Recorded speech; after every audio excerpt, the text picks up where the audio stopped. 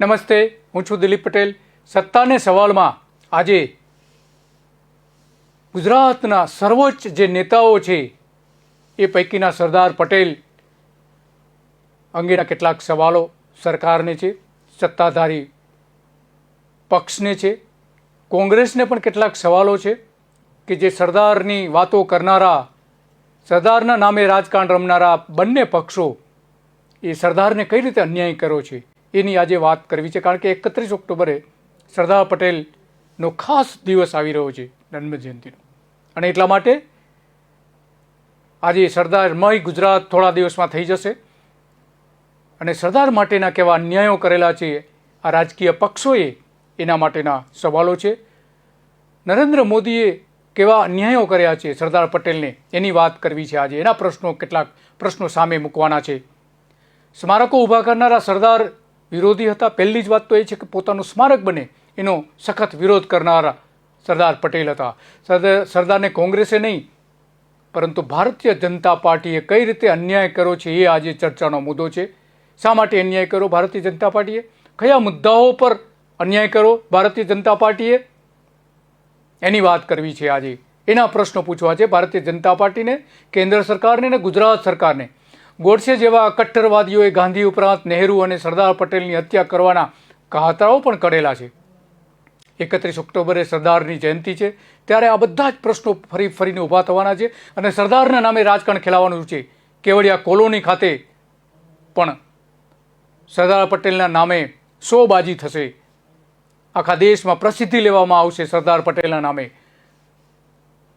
સરદારના પુત્રી મણિબેન પણ સાદગીમાં કઈ રીતે જીવ્યા એણે એક વાત કરી હતી મણિબેને કે દુર્ગાદાસની સરદાર વિષયક ગ્રંથ શ્રેણીના આમુખમાં એમણે જે વાત કરી હતી કે સરદાર ક્યારેય વડાપ્રધાનના આકાંક્ષી ન હતા, એમણે વડાપ્રધાન ક્યારેય નહોતું બનવું. એ એમના પૌત્રી કે છે, સતત સરદાર પટેલની સાથે રહેનારા એમના પુત્રી હતા. એ ક્યારેય વડાપ્રધાન બનવા જ નહોતા માગતા, એવું સ્પષ્ટપણે લખે છે. સ્પષ્ટપણે મોદી અને ભાજપના નેતાઓ પોતાને મનગમતા ઇતિહાસને મરોડી રહ્યા છે. એનો સીધો જવાબ છે મણિબેનનો. જે રીતે જનસભાઓમાં સરદાર પટેલને અન્યાયની વાતો કરવામાં આવે છે, તાળીઓ પડાવી લેવામાં આવે છે, લોકોને ગુમરાહ કરવામાં આવી રહ્યા છે, એનો જવાબ મણિબેન આપી રહ્યા છે. દેશના આઝાદીના સંગ્રામમાં ગાંધીજી, નહેરુ અને સરદારની ત્રિપુટીએ સતત સાથે રહીને, કાર્યરત રહીને એમણે કામ કર્યું છે. એટલું જ નહીં, આઝાદી પછી કાશ્મીર સહિતના મુદ્દે પણ આ ત્રિપુટીએ સાથે મળીને કામ કર્યું છે. ગુજરાતમાં, ખાસ કરીને અમદાવાદમાં શાહીબાગ એક મ્યુઝિયમ બનાવવામાં આવેલું છે. શાહીબાગમાં નેશનલ મ્યુઝિયમ, સરદાર પટેલના નામનું મ્યુઝિયમ છે અને એ મ્યુઝિયમનો આખો એક ઇતિહાસ છે, જીવતો જાગતો ઇતિહાસ છે સરદાર પટેલનો. ગાંધીજીએ વાપરેલી હોય એવી વસ્તુઓ પણ આજે ગુજરાતના લોકો જોઈ નથી શકતા ક્યાંય, કોઈ પણ જગ્યાએ. એ સાબરમતી આશ્રમ હોય, કોચરબ આશ્રમ હોય, કીર્તિ મંદિર હોય, કોઈ પણ જગ્યાએ હોય, પણ ગુજરાતના લોકોને એ બતાવવામાં નથી આવતો. એમનો ઇતિહાસ, એમના વાપરેલી વસ્તુઓ, ચીજ વસ્તુઓ નથી બતાવવામાં આવતી. પણ શાહીબાગ એક સરદાર પટેલનું મ્યુઝિયમ એક એવું છે કે જે સરસ રીતે જે જાળવણી કરવામાં આવી છે અને સરદારની લગભગ 10% વસ્તુઓ તો ત્યાં બતાવવામાં આવે છે, બાકી 90% વસ્તુ તો પટારામાં ભરી રાખવામાં આવી છે.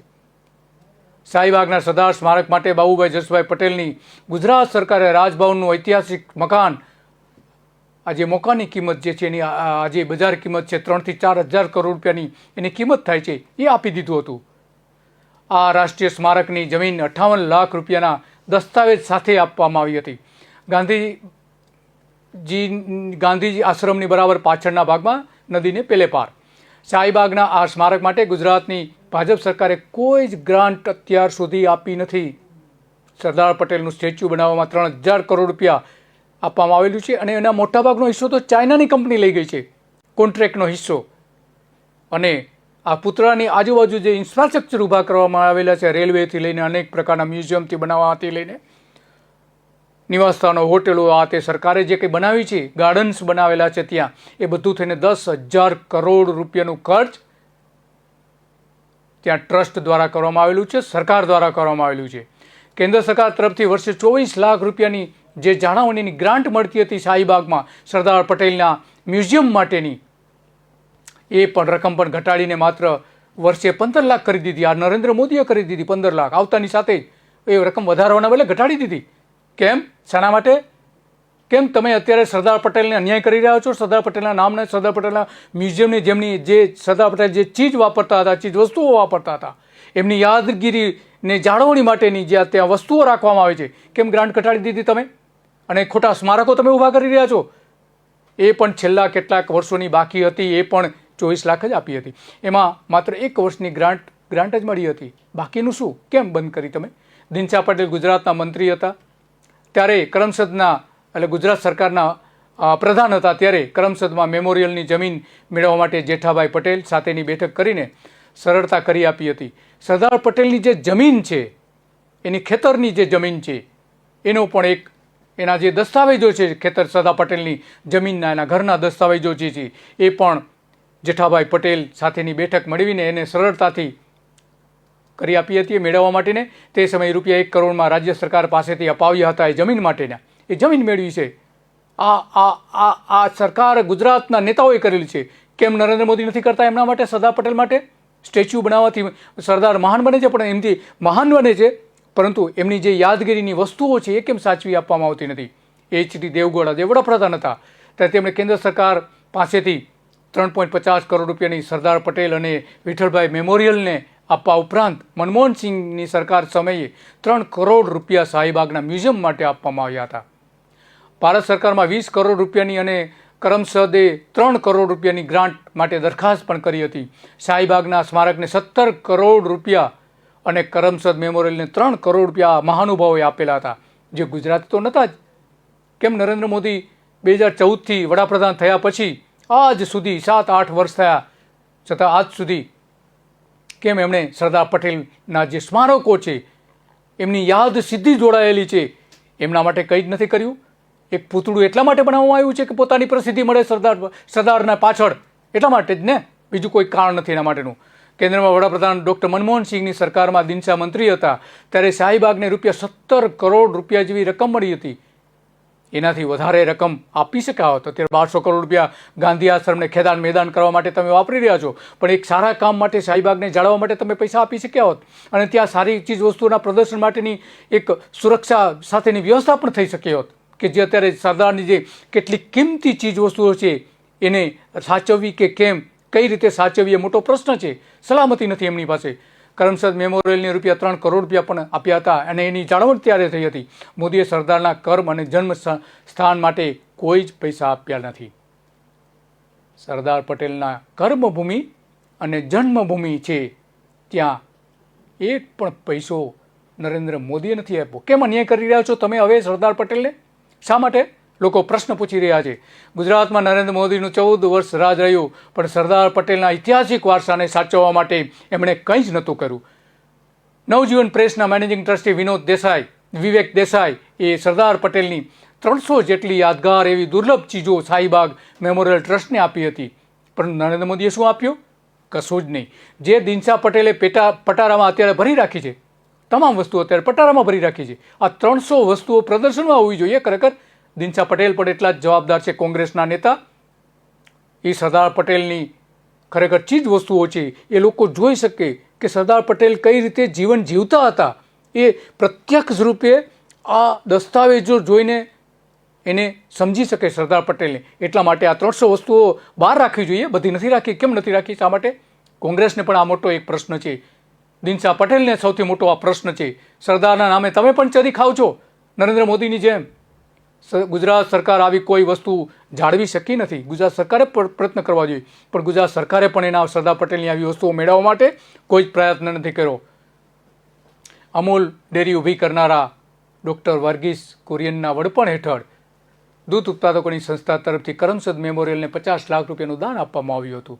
તો કેન્દ્ર સરકાર, નરેન્દ્ર મોદીની સરકાર ન આપી શકે? ડૉક્ટર મનમોહનસિંહે જે રીતે પૈસા આપેલા, દેવગૌડાએ જે રીતે પૈસા આપેલા, એ આપીને આજે એક સરસ મજાનું સ્મારક ઊભું થયું છે સરદાર પટેલના નામનું શાહીબાગમાં. એ કરી શકાય હોત, હજુ વધારે સારું કરાવી શકાયું હોત, પરંતુ એ ન કર્યું, કારણ કે એમાં નરેન્દ્ર મોદીને નામના નથી મળતી ને. એટલા માટે દિલ્હીમાં સરદાર પટેલની જે વાત આવે છે દિલ્હીની અંદર, એ દિલ્હીમાં ઉદ્યોગપતિ ખંડેવાલની માલિકી ધરાવતા સરદાર પટેલના સત્તાકાળના નિવાસસ્થાન 1-2 ઔરંગઝેબ રોડ ઉપરના જે અધિગ્રહણ કરીને સરકારે ખરીદીને સ્મારક મ્યુઝિયમ બનાવવા જેવું હતું નરેન્દ્ર મોદીએ, પરંતુ એના માટે પૈસા નથી મોદી સરકાર પાસે. નરેન્દ્ર મોદી બનાવવા માટે કંઈ જ નથી કર્યું. અહીંયા આ જે સરદાર પટેલ છેલ્લા દિવસો જ્યાં રહ્યા હતા ત્યાં કોઈ કાનૂની દાવપેચમાં એ આખો મામલો અટવાયેલો છે, એને ઉકેલી શક્યા હોત નરેન્દ્ર મોદી, અને સરદારનું ત્યાં સ્મારક, સારામાં સારું સ્મારક દિલ્હીમાં બનાવી શક્યો, જ્યાં વિશ્વભરના નેતાઓ આવતા હોય છે, એ સરદાર પટેલને જોઈ શક્યા હોત, માણી શક્યા હોત, અને સરદાર પટેલ શું ચીજ હતા એ ત્યાં જોઈ શક્યા હતા આ વિશ્વભરના નેતાઓ આ જગ્યાએ આવીને. પરંતુ મોદીએ દિલ્હીમાં પણ કંઈ ન કર્યું. સરદાર પટેલને સમજવા કે એમની ગરિમાને અનુરૂપ કોઈ સ્મારક કે મ્યુઝિયમ સરકાર તરફથી શરૂ કરાયું નથી. દિલ્હીમાં નથી કરાયું, ગુજરાતમાં પણ નથી કરાયું. દિલ્હીમાં સરદારનું યોગ્ય સ્મારક હજુ થયું નથી. એ પહેલું એ કરવાની જરૂર હતી દિલ્હી ગયા પછી. અને સરદારના નામે માત્ર મત જ મેળવવા છે, એમના નામે પ્રસિદ્ધિ મેળવવી છે. એટલા માટે જ જો કે મોદી યુગમાં બંધારણના ઘડવૈયા બાબા સાહેબ ડૉક્ટર ભીમરાવ આંબેડકરના નિવાસસ્થાનને જ નહીં, પરંતુ લંડનના નિવાસસ્થાનને પણ કરોડોના ખર્ચે સ્મારક અને મ્યુઝિયમ બનાવાયું છે. એ સારી વાત છે. એવું સરદાર પટેલ માટે પણ થઈ શક્યું હોત. દિલ્હીમાં સરદારના નામે અનેક ટ્રસ્ટ સારું કામ કરી રહ્યા છે. તેને કોઈ સહાય નરેન્દ્ર મોદી જે સહાય જોઈએ છે એમને એ નથી આપી. ઉલટાની બંધ કરી દીધી છે, અમદાવાદમાં બંધ કરી દીધી. સરદાર પટેલે અન્યાયનો જાપ જપતા કેન્દ્રને રાજ્ય સરકારના વર્તમાન ભાજપના શાસકોએ સ્વતંત્રપણે સરદારના સ્મારક સ્થાપવા માટે અનુકૂળતા હજુ સુધી મળી નથી. સ્મારક તો કોઈ બન્યું નથી. જે કંઈ સ્ટેચ્યુ બન્યું છે સ્ટેચ્યુ છે, માત્ર પૂતળું છે. પૂતળા સિવાય કંઈ જ નથી. દિલ્હીમાં સરદાર સાહેબનું કોઈ જ સ્મારક કે સંગ્રહાલય નરેન્દ્ર મોદી બનાવી શક્યા નથી, બનાવ્યું નથી, બનાવવાની દાનત પણ નથી. જો બનાવવાની દાનત હોય તો બની ગયું હોત આજ સુધીમાં. ભારત સરકારના અભિલેખાગારમાં સરદારના દસ્તાવેજો, પેપર્સ અને ફાઇલોની યાદી કરવાની હજુ બાકી છે. કેમ? એ તો કરી શકાય. એ તો સરકારની, એના માટે કોઈ સરકારે અલગ બજેટ ફાળવવાની જરૂર નથી. સરકારની ઓલરેડી એના માટેના સ્ટાફ છે જ, તો એ કેમ નથી બનાવ્યું હજુ સુધી? એ આ એક સૌથી મોટો મહત્વનો દસ્તાવેજ જે બનાવવાનો હતો સરદાર પટેલનો. સરદાર પટેલે શું કામ કર્યું છે, એના પેપર્સ, એની ફાઇલો, કેન્દ્ર સરકારમાં રહેલી ફાઇલો, દસ્તાવેજો, સરદારના જે સહીઓ કરેલી હોય એવા દસ્તાવેજો, કાગળો કેમ નથી બનાવ્યા તમે? વર્ષોથી નહીં થયેલું વિતરણવાનું કામ મોદીએ કર્યું નથી. કોંગ્રેસે તો ન જ કર્યું, કોંગ્રેસની સરકારોએ ન કર્યું, તો નરેન્દ્ર મોદીએ કેમ ન કર્યું આ કામ? આ લિસ્ટિંગનું કામ સૌથી મોટું કામ હતું. સરદાર પટેલની ફાઇલોને વ્યવસ્થિત કરવાનું, એમણે લીધેલા નીતિ વિષયક નિર્ણયોની બધી બાબતો જે રજૂ કરવાની હતી સરકારી કામકાજમાં, કેમ ન કરી? તીનમૂર્તિ ખાતેના નહેરુ લાઇબ્રેરી અને મ્યુઝિયમમાં પણ સરદાર પટેલ ઉપેક્ષિત અવસ્થામાં પડેલા છે. ત્રિમૂર્તિ ખાતેના નહેરુ જે મ્યુઝિયમ છે, કોંગ્રેસે અન્યાય કર્યો, અહીંયા કોંગ્રેસની સરકારોએ અન્યાય કર્યો, પણ નરેન્દ્ર મોદીએ શું કર્યું?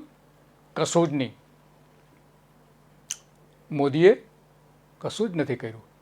5 વર્ષ પૂરા થઈ ગયા, 7 વર્ષ પૂરા થઈ ગયા, છતાં પણ દુનિયાની ઊંચી પ્રતિમા પાછળ 3,000 કરોડ રૂપિયા અને સરદારના નામે પ્રવાસીઓ અને આસપાસના જે બધા સ્થળો જે બનાવવાના છે એની પાછળ મળીને કુલ 10,000 કરોડ રૂપિયાનું કેવડિયામાં મૂડીરોકાણ થયું છે, રેલવે સહિતનું. તો તમે 10 કરોડ રૂપિયા ન આપી શકો આના માટે? આસપાસ આપ જે બધું કર્યું છે નહીં એના 10 કરોડ રૂપિયા પણ આપવા જેવી રકમમાં બધું થઈ ગયું હોત. સરદાર પ્રેમી સરકાર પાસે દિલ્હીના સરદાર નિવાસને ખરીદવા માટે 300 કરોડ રૂપિયા પણ નથી.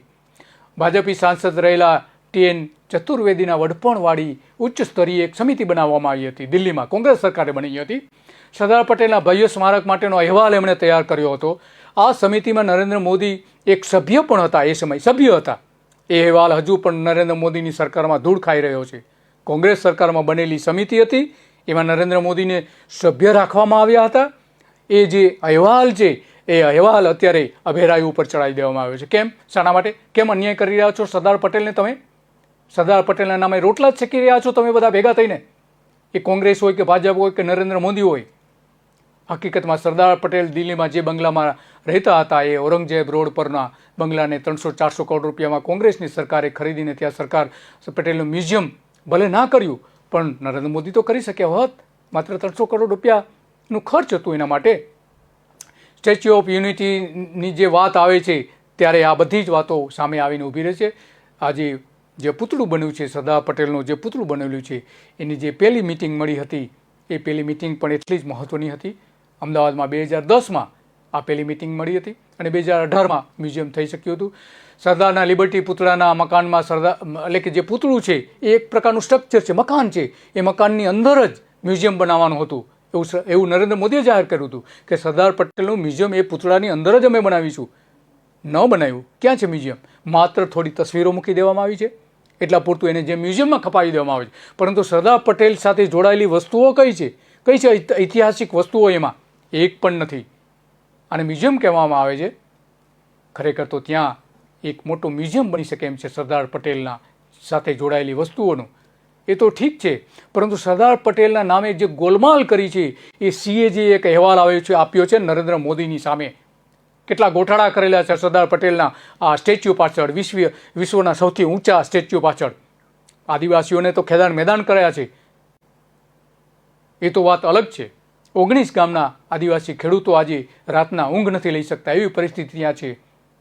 આ સરદાર પટેલ હોત તો ન થવા દેત, જેમણે ખેડૂતો માટે અંગ્રેજો સામે બાથ ભીડી હતી અને સરદારનું બિરુદ એના કારણે મળ્યું હતું. એ સરદાર ક્યારેય આદિવાસીઓના 19 ગામની જમીનો જે સરકાર હડપ કરવા માગે છે, કાયદાઓ નેવે મૂકીને જે કરી રહી છે, એ ન થવા દીધું હોત. ઊંચું પૂતળું જે બન્યું છે એમાં જે ગોટાળો બહાર આવ્યો છે CAGના અહેવાલમાં, 3000 કરોડના ગોલમાલમાં, CRF ફંડમાં મોદી સરકારે જે CRS ફંડ જે છે કંપનીઓ દ્વારા જે ફંડ આપવામાં આવે છે, એમાં કેગ દ્વારા ટીકા કરવામાં આવી છે કે CRSનું જે દાન મળે છે માત્ર રાષ્ટ્રીય સ્મારકને મળી શકે છે. સરદારનું પૂતળું જે છે વિશ્વનું સૌથી ઊંચું પૂતળું, એ કોઈ સ્મારક નથી, એ રાષ્ટ્રીય સ્મારક નથી. એ તો નરેન્દ્ર મોદીએ ઊભું કરેલું પૂતળું છે માત્ર. અને મોદીએ ONGC સાથે મળીને સરદારના પૂતળા માટે આર્થિક ગોટાળાઓ કર્યા છે એવું CAG કહે છે. સરદારના નામે તમે ગોટાળા કરી રહ્યા છો અને CAG અહેવાલ પર આપ્યા પછી શું કર્યું તમે? શું પગલાં ભર્યા તમે? સરદારના અન્યાય કરી રહ્યા છો, સરદારના વિચારધારા તોડી રહ્યા છો તમે. શાહીબાગ મ્યુઝિયમમાં પણ આ જ પ્રકારનું જોવા મળે છે. અમદાવાદમાં શાહીબાગ મ્યુઝિયમમાં સરદારનું જે સ્મારક દિનશા પટેલના વડપણ હેઠળ કરમસદમાં અને અશોક પટેલના વડપણ હેઠળ મેમોરિયલ ટ્રસ્ટ જે છે, અને રાજકોટમાં દેવેન્દ્ર દેસાઈના વડપણ હેઠળ સ્મારક બનેલા છે. અને બહાડોલીમાં સ્વરાજ આશ્રમની જે જમીન આવેલી છે ત્યાં પણ એક સરદાર પટેલનું સરસ મજાનું એક કોમ્પ્લેક્સ ત્યાં છે અને મ્યુઝિયમ પણ છે. આ 4 સ્થળો અત્યંત મહત્ત્વના છે સરદાર પટેલના કરમસદ સાથેના. નરેન્દ્ર મોદીએ 4માંથી એક પણ સ્થળને નરેન્દ્ર મોદીએ ગ્રાન્ટ નથી આપી. આ શું અન્યાય નથી? સરદારની સ્મૃતિ જાળવવામાં તમે માગતા નથી, એમની વિચારધારા તમે બદલી રહ્યા છો. કારણ કે RSS ઉપર પ્રતિબંધ મૂક્યો હતો સરદાર પટેલે, અને એનું આ પરિણામ છે. અમદાવાદમાં સરદાર પટેલ જ્યાં રહેતા હતા, ભદ્રનું સરદાર પટેલનું જે નિવાસસ્થાન છે, એ નિવાસસ્થાનમાં પાછળના ભાગે ભારતીય જનતા પાર્ટીના ભૂતપૂર્વ કોર્પોરેટરે ગેરકાયદેસર દબાણ કરી દીધું છે. શું કર્યું તમે? એની બાલ્કની સરદાર પટેલના મકાનની અંદર ઉતારી દીધી છે, તોડી પાડી તમે. તમારા જ કોર્પોરેટર જ્યારે સરદાર પટેલના જ્યાં રહેતા હતા એ મકાનની અંદર ગેરકાયદેસર પ્રવેશ કરે છે, ગેરકાયદેસર બાંધકામ કરે છે, બાલ્કની એની મકાનની અંદર ઉતારે છે. અને તમે શું જોઈ રહ્યા છો? કેમ ન આજ સુધી પગલાં નથી ભર્યા તમે? આજે એને 22 વર્ષ થઈ ગયા છે. 22 વર્ષમાં તમે કરી શક્યા હોત, પરંતુ ભારતીય જનતા પાર્ટીએ સરદાર પટેલને અહીં અન્યાય કર્યો છે. માત્ર મત મેળવવા માટે અને નામના કમાવા માટે સરદાર પટેલના નામનો ઉપયોગ તમે કરી રહ્યા છો. એ જ રીતે મુખ્યપ્રધાન આનંદીબેન પટેલના પુત્રી અનાર પટેલ અને એના પતિ જયેશ પટેલ ગાંધી આશ્રમમાં જ્યાં સરદાર રહ્યા હતા, એ એવી 8 મિલકતો જે સાબરમતી ટ્રસ્ટ માટેની હતી, એવી 8 મિલકતો કેમ તમે મુક્ત નથી કરાવતા? તમારા જ નેતાઓના સંતાનો કરી રહ્યા છે ત્યાં. સરદારના નામે મત મેળવવા માટે સ્મારકો અને પ્રતિમાઓ ઊભી કરવાની કે ભારત રત્ન જેવા ઇલખાબો પધરાવવાની શાસકોની કોશિશો છે, પરંતુ સરદારનું નામ ઉજળું થાય, સરદારને લોકો સારી રીતે સમજી શકે, એના સ્મારકો જાળવવામાં બિલકુલ રસ નથી આ ભારતીય જનતા પાર્ટીના નેતાઓને, ભારતીય જનતા પાર્ટીની એક પણ સરકારને. સરદાર પટેલ માટેનો પ્રેમ એમને નથી જરા પણ, પરંતુ પ્રસિદ્ધિનો પ્રેમ છે, મતનો પ્રેમ છે, સરદારના નામનો ઉપયોગ કરીને મત મેળવવાનો પ્રેમ છે. કારણ કે આ જે થઈ રહ્યું છે એની પાછળનું એકમાત્ર કારણ કે સરદાર પટેલ એ કોંગ્રેસ પક્ષના હતા. બારડોલી ખાતે સ્વરાજ આશ્રમ જે આવેલો છે બારડોલી ખાતે, એ સરદારના નિવાસ સ્થાન, ત્યાં સરદારે જે આંદોલન કરેલું એ સમયે ત્યાં લાંબો સમય સુધી રહ્યા હતા. એનું જીર્ણોદ્ધાર કરવાની જરૂર છે. એનું એક મ્યુઝિયમ પણ ત્યાં છે. એ કરાવી શકાયું હોત, નથી થયું. સરદાર પટેલના સાચા સ્મારકોને સાચવવામાં નરેન્દ્ર મોદીને સહેજ પણ રસ નથી. એનું આ જીવતું જાગતું ઉદાહરણ છે. નડિયાદ નગરનો દેસાઈ વગા વિસ્તાર જે છે એ સરદાર પટેલનું જન્મ સ્થળ છે. એમની સાથે જોડાયેલી અનેક વસ્તુઓ તેમની યાદગીરી રૂપે સચવાયેલી છે. આજે એમાંનું એક ઘોડિયું છે, જ્યાં સરદાર પટેલના જન્મ થયા પછી એ ઘોડિયામાં એમને હિંચકાવવામાં આવતા હતા. મોસાળમાં સરદાર પટેલ આ ઘોડિયામાં ઝૂલ્યા હતા. એ જ ઘોડિયું હજુ પણ સચવાઈ રહેલું છે. સરદાર પટેલના મોસાળના લોકો આમ તો વિદેશમાં અત્યારે વસી રહ્યા છે, પરંતુ એમના મામાના દીકરાના દીકરાઓ પરદેશમાં રહે છે, પણ જ્યારે પણ નડિયાદ આવે છે ત્યારે અહીંયા જ રહે છે. સરદાર પટેલની જન્મ અહીં જ થયો હતો. અહીં તેમનું બાળપણ વીત્યું હતું. અહીંની ગલીઓમાં તેઓ રમ્યા હતા. અહીં રમીને ભણતર મેળવીને તેઓ મોટા થયા હતા સરદાર પટેલ.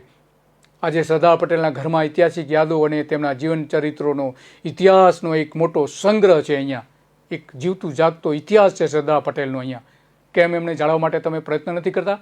જમીનનો જે દસ્તાવેજ છે, અહીંયા સરદાર પટેલની જે ખેતી હતી એના જમીનનો જે દસ્તાવેજ છે, કરમસદનું ઘરનું જે કરમસદ ગામ વિશેના દરજ્જો મળી આવ્યો છે, એની માગણી પણ કરવામાં આવી છે કે કરમસદ ગામને વિશેષ દરજ્જો આપવામાં આવે સરદાર પટેલનો ત્યાં જન્મ થયો હોવાના કારણે. પરંતુ આજ સુધી સરદાર પટેલના નામ પર ચરી ખાનારા નેતાઓએ એને કોઈ વિશેષ દરજ્જો નથી આપ્યો. નથી કોંગ્રેસે આપ્યો કે નથી ભારતીય જનતા પાર્ટીના એક પણ નેતાએ આપ્યો. કરમસદ ગ્રામજનોની એક માંગ છે કે કરમસદ ગામને વિશેષ દરજ્જો મળે. રાજ્ય સરકાર અને કેન્દ્ર સરકાર દ્વારા આ બાબતે વચનો પણ આપવામાં આવ્યા હતા, પરંતુ એ કશું જ નથી. એના માટે ત્યાં ઉપવાસ પણ કરવામાં આવ્યા હતા. જીતુ વાઘાણીએ ત્યાં રૂબરૂ જઈને એને આશ્વાસન આપ્યું હતું કે અમે કંઈક કરીશું. કશું જ નથી થયું. શું કર્યું તમે? કશું જ નહીં. સ્ટેચ્યુ ઓફ યુનિટીનું રાજકારણ રમતા નરેન્દ્ર મોદીએ દિલ્હીમાં સરદાર પટેલના નામનો વિરોધ કર્યો હતો. સરદાર પટેલના નામનો વિરોધ કર્યો હતો આ નરેન્દ્ર મોદીએ. એવું બીજું કોઈ નહીં. એમના જ સાથીદાર, નરેન્દ્ર મોદીના સાથીદાર શંકરસિંહ વાઘેલા કહી રહ્યા છે. ગુજરાત સરકાર અને કેન્દ્ર સરકાર નર્મદા જિલ્લામાં જે ઊભી કરવામાં આવેલી સરદારની જે વિશ્વની ઊંચી પ્રતિમા છે, એનું 2008ની જે વાત હતી એ પણ એક મોટી વાત ત્યાં થઈ હતી. સરદાર સ્ટેચ્યુ માટે 5 લાખ ગામડામાંથી એકઠા થયેલા લોખંડ જે ભેગું કરવામાં આવ્યું હતું 5 લાખ ગામડાઓમાંથી, એવું જાહેર કરવામાં આવ્યું હતું. એ લોખંડનો હિસાબ આજ સુધી આપ્યો નથી. એ સરદાર પટેલના નામે તમે લોખંડ મેળવ્યું હતું, એનું શું થયું એ પણ કમસે કમ જાહેર કરો. 2 કરોડ લોકોએ જે સહી કરી હતી, એ પિટિશન કરી હતી, એ પિટિશનમાં શું થયું હતું પછી તમે એ તો કરો. જે દિલ્હીમાં નરેન્દ્ર મોદીએ રજૂઆત કરી હતી, અમદાવાદ એરપોર્ટની વાત હતી.